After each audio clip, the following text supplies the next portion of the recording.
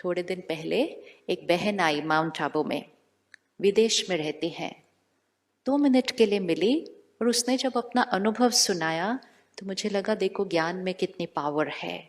तो उसने कहा मैंने एक दिन ऐसे ही टीवी देखा, प्रोग्राम देखा, अच्छा लगा। पहले दिन उसने जो एपिसोड देखा, first time first day episode ये था कि अगर आपकी फैमिली में किसी की डेथ होती है और वो आत्मा अपनी जर्नी पर आगे जाती है, आपको उसको कैसे याद करना है। क्योंकि याद तो आएगी, हमेशा आएगी, लेकिन अगर आप रो के याद करेंगे, दुखी होकर याद करेंगे, ये सोच सोच कर याद करेंगे आप चले गए, आपके बिना मेरा कैसा होगा, वापस आ जाओ, मुझे कैसे छोड़ के चले गए, तो ये सारी थॉट्स, ये सारी वाइब्रेशंस कहाँ पहुंचती है?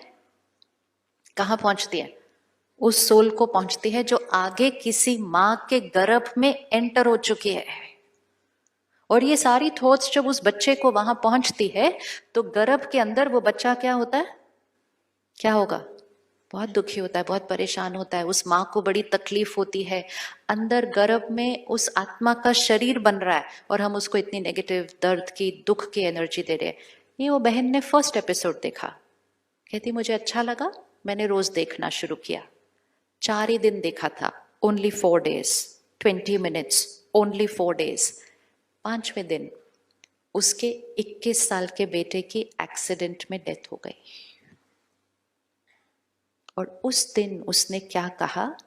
कहती जैसे ही मुझे फोन आया और मुझे ये बात पता चली, मेरी जो फर्स्ट थॉट थी, ये सोच है कि मेरी जो फर्स्ट सोच थी वो ये थी कि मैं खुद या अपने परिवार को, किसी को भी मेरे बेटे को दर्द देने नहीं दूंगी। I will not allow anyone to send vibration of pain to my child.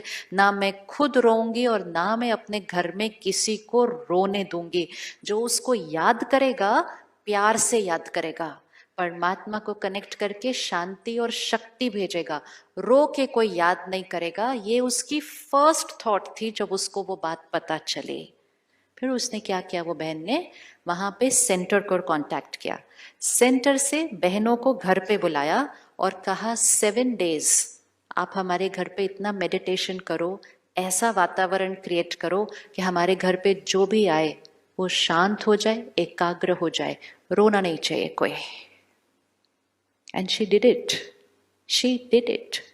अब एक माँ को बेटा याद नहीं आएगा ये नहीं हो सकता, मिस नहीं करेगी हो नहीं सकता, लेकिन एक है याद दर्द में और दूसरी है याद शांति, शक्ति और प्यार में। 2 बातों में बहुत फर्क है।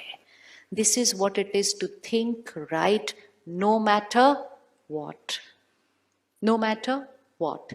इतनी पावर है हमारे अंदर, इतनी पावर है हमारे अंदर कि हम जीवन की सबसे बड़ी बात जिसके लिए दुनिया कहेगी कि नेचुरल है, अगर ऐसा कुछ पता चलेगा तो क्या होगा? नेचुरल की डेफिनेशन हमारी बहुत अलग है।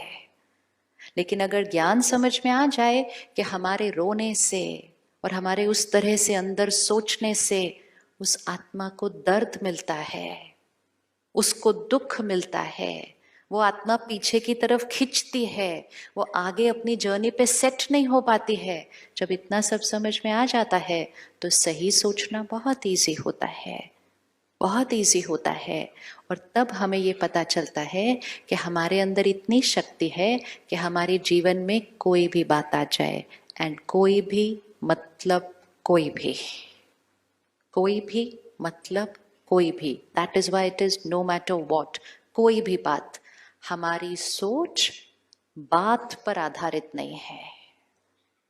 तो अगर आपको अपने जीवन को अपने कंट्रोल में लाना है, संयम अपने ऊपर, अपनी परिस्थितियों पर रखना है, तो एक इक्वेशन चेंज करनी पड़ेगी। कभी भी गलती से भी नहीं, सपने में भी नहीं, ये नहीं कहना बात ऐसी थी तो इसलिए मुझे ऐसा हुआ। ये है गुलामी की जीवन। वे वी आर सेइंग कि यहां जो चलता है वो किस पे आधारित है? किस पे आधारित है? This is wrong equation, this is not the truth, ये सच नहीं है। और क्योंकि हमने फर्स्ट इक्वेशन रॉन्ग रख दी तो क्या हुआ? मन हमेशा खुश नहीं था, क्योंकि सिचुएशंस हमेशा हमारे अनुसार सही नहीं थी। तो मन कभी खुश, कभी नाराज, कभी गुस्सा, कभी उदास, कभी इरिटेटेड, कभी चिंता, कभी डर, कभी जेलेसी, कभी कंपैरिजन, कभी कंपटीशन, क्योंकि हमारा मन उन पर डिपेंडेंट था। सेहत हमेशा परफेक्ट नहीं थी, रिश्ते हमेशा परफेक्ट नहीं थे, काम हमेशा परफेक्ट नहीं था। और क्योंकि वो सब कुछ परफेक्ट नहीं था, सोच परफेक्ट नहीं थी। और क्योंकि सोच परफेक्ट नहीं थी, वो जो बातें बाहर थी वो और कॉम्प्लिकेटेड होती गई।